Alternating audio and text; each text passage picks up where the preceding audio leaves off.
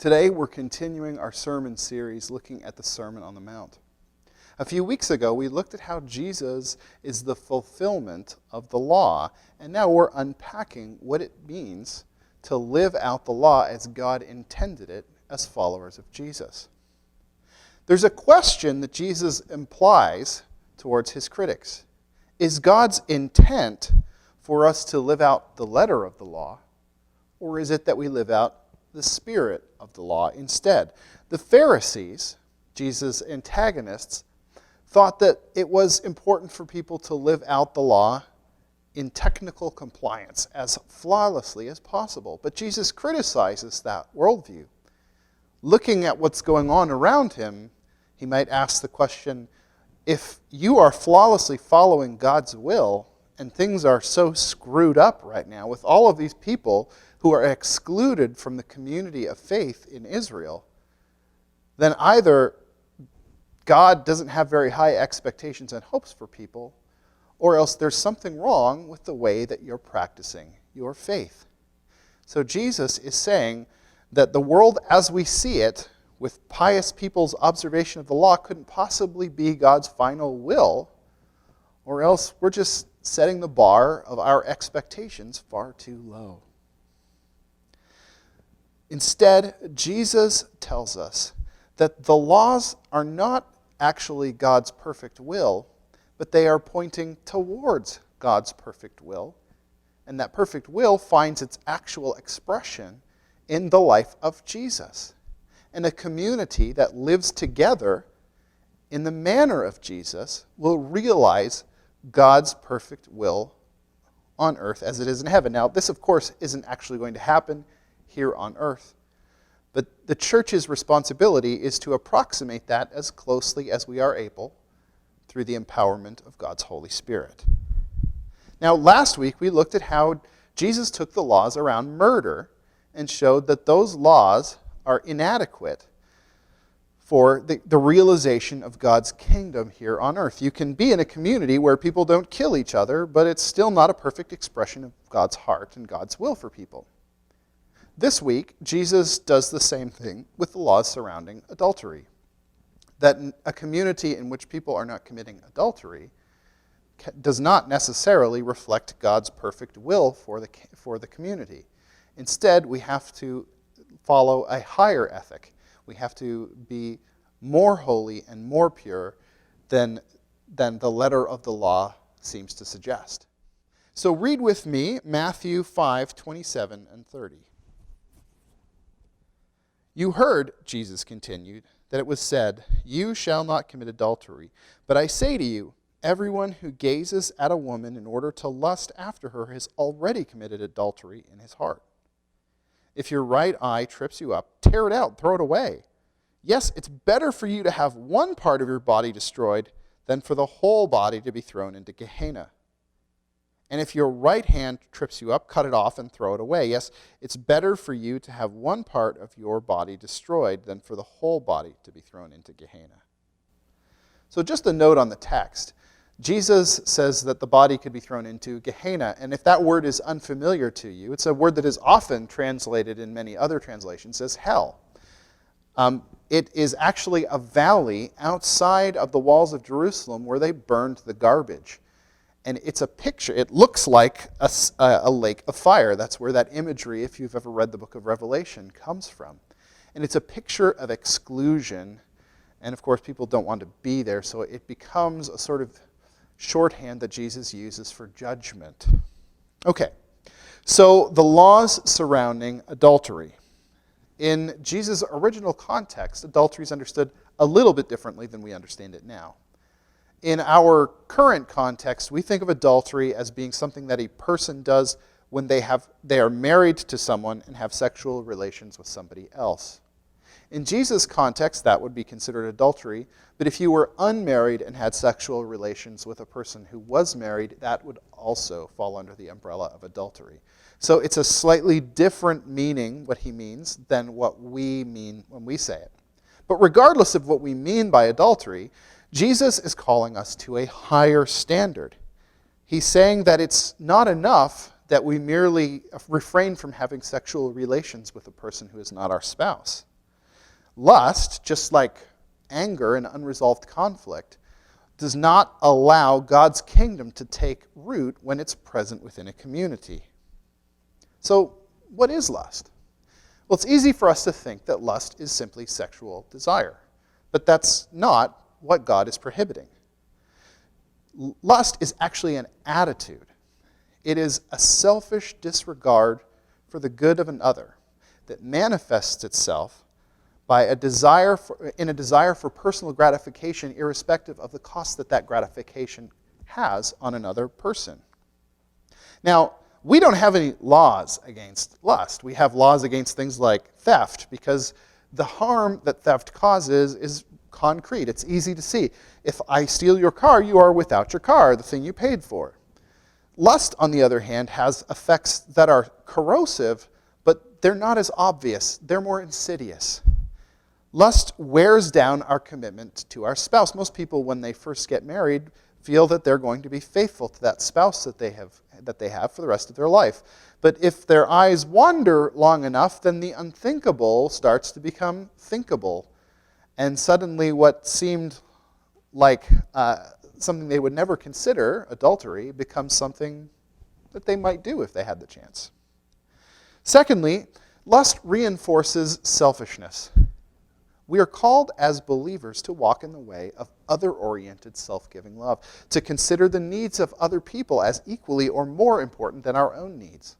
Lust instead focuses on our own needs and deliberately ignores the needs of the object of our lust. And so it's the opposite of love, and it reinforces that pattern of selfishness in our own lives. Lust sabotages intimacy. We're meant to live in intimate relationships with the people around us. And I don't mean sexually intimate relationships with all the people around us. But I mean that we are supposed to know each other well. We are supposed to see each other. And then we can relate in a way. We can receive belonging only when we know that people see us for who we are and accept us. If I start to see a person solely as an object of sexual desire, I bracket out their emotional health and their emotional life, pretending like it doesn't exist or it's unimportant. And if I do not engage them in their emotional life, then I'm unable to create the intimate bonds of friendship with them. Lust causes shame. Lust objectifies the person who is lusted after, because now I'm conditioning myself to think of a person not as a collection of emotions and hopes and dreams, not a person made in the image of God, but merely as an object to fuel my sexual fantasies or to fulfill my sexual appetites. Lust creates demand for the sex industry. And the sex industry is one of the most horrific things in terms of human enslavement. The whole human trafficking thing would not exist if there was not a demand for prostitution and pornography. And so it creates complacency as well. In Jesus' culture, men were in a position of authority, and in our own culture, men continue to have had a position of authority over women historically. And what's interesting is, as men, if we're used to seeing women as objects, then when they're abused and mistreated and harassed, we're less sympathetic because we don't see ourselves reflected in them. On the other hand, if we're used to seeing women as people like us deserving of respect, then when we see them being abused, we empathize with that person in that abusive relationship, and we become angry. And so when women are subject to injustice, if we have given ourselves over to lust, we're more likely to stand by and say, oh, well, who cares?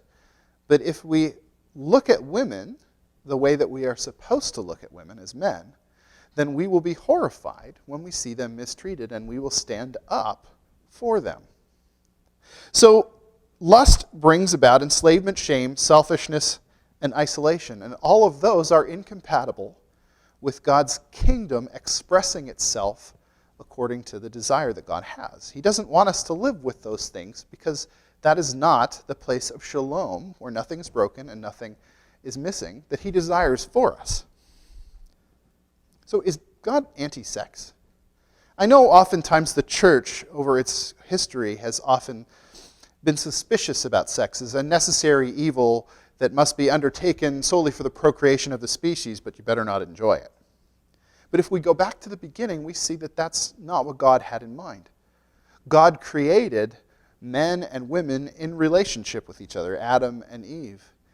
And he told them to be fruitful and multiply. So sexuality was on the radar when he declared everything to be very good. So sexuality is a good gift that God has given us. But like any gift, it can be used in a way that is helpful and fulfilling, or it can be used in a way that is dangerous. Just this last week, I read a news story about a young man who borrowed his parents' Mercedes-Benz and was caught driving 308 kilometers per hour on the QEW. Now, the parents presumably lent him that car as a gift of love. Hey, son, I want you to be able to get around to the things that you need to go to, so here, borrow my car keys. But the son turned around and exercised that gift that had been given to him by his parents with flagrant disregard for his own safety and for the safety of other people. And in the same way, when we take this gift of sexuality that God intends to be a pleasant thing for us, to be something that binds us together in an exclusive relationship with someone else, and we allow it, we exercise it in ways that were not intended, then we are exercising it in a way that does not consider our own safety and the safety of other people around. It's not God's fault that he's given us this thing. It's our responsibility for how we steward this gift in a way that honors God and protects the people around us. If we're trying to understand a Christian ethic of sexuality, we need look no further than Jesus. Now, Jesus is not married and has no sexual involvement with anyone. And that shows us that being sexually active is not necessary for a person to be a genuine human being. We're not diminished if we are unable to give expression to our sexual appetites. So the world tells us that we can't expect people to behave in a way that is sexually self-controlled because that just dehumanizes them. But Jesus' own life as a celibate person shows us that that's not true. And how does Jesus treat the women in his life? You see, Jesus operates in a patriarchal and misogynistic culture. Women are just baby factories and domestic help. And he treats them with scandalous respect. I know that it's a little weird to say scandalous respect, but you have to remember, for the people whose position of power is reinforced by subjugating women, the fact that Jesus treats them so respectfully is actually a challenge to their authority. And so he ruffles feathers with how he treats them.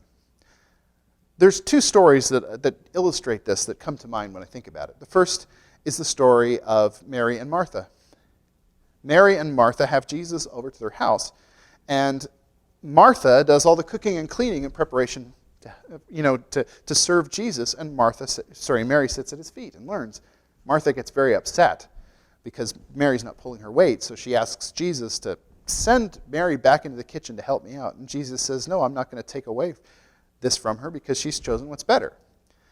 And we often interpret this to mean that it's better to be with Jesus than to slave away for him. And I think that's true. But there's something else going on that we're maybe not attuned to because of the cultural difference. Only men were allowed to sit at the feet and learn from a rabbi. And so Mary is going and sitting at Jesus' feet. And Jesus allowing her there, encouraging her to be there, is saying, I'm not buying into the system that says that you are unworthy of respect. Instead, I'm going to treat you as the equal of any other person, any other man, who in this culture is deserving of respect, while in this culture says that you're not. And there's the story of the woman at the well. Jesus is going from Galilee in the north of the Holy Land to Judea in the south of the Holy Land. And in between those two is Samaria. And the Samaritans are something that are a group of people that the Jews hate. They kind of practice a corrupted version of the Jewish faith, much the same way that many Christians look down on Mormons and Jehovah's Witnesses. Oftentimes, Jews traveling from Galilee in the north to Judea in the south will walk the long way around in order to avoid going through Samaria. But Jesus and his disciples walk through Samaria. And Jesus hasn't eaten in a long time, so he sits down at a well and tells his disciples to go get food. It's the middle of the day, and along comes a woman. Now, the women in that culture would not have come out in the middle of the day. This woman has come out in the middle of the day, presumably because she is excluded. She is a person at the edge of society, somebody who's been marginalized and can't come out in the cool of the evening or in the morning to get her water. So here's Jesus. He's a man, and men don't talk to women like equals. He's a Jew, and Jews don't talk to Samaritans. And this isn't any Samaritan. This is a Samaritan who's excluded even from among the Samaritans. And yet Jesus respects her and engages her in conversation. He does point out her sin, but he doesn't do it in a way to wag his finger at her, but to help encourage her to a position of faith. When his disciples show up with the food, he refuses to eat it because he's too busy ministering to this woman's needs. You see, Jesus places the needs of other people before his own needs. So even when the food shows up, he doesn't stop for lunch. He continues to minister to this person. If lust is really about placing my own needs ahead of somebody else, then Jesus exemplifies the exact opposite of lust in his dealings with the woman in the well. And so as Christians, if we follow the way of Jesus, then we cannot allow our own sexual appetites and desires to take precedent over the needs of other people, their needs for respect and their needs to be treated as human beings. Now, the final part of this passage deals with mutilation. If your hand causes you to sin, cut it off, throw it away. If your eye causes you to sin, cut it off, or gouge it out and throw it away. I don't think Jesus is actually hoping that people will go on maiming themselves. Instead, he's speaking in hyperbole because he hopes to shock his audience into understanding how serious he is about all of this. What he's trying to say, I think, is that for you to deal with lust successfully, you're going to have to do things that are probably going to be painful.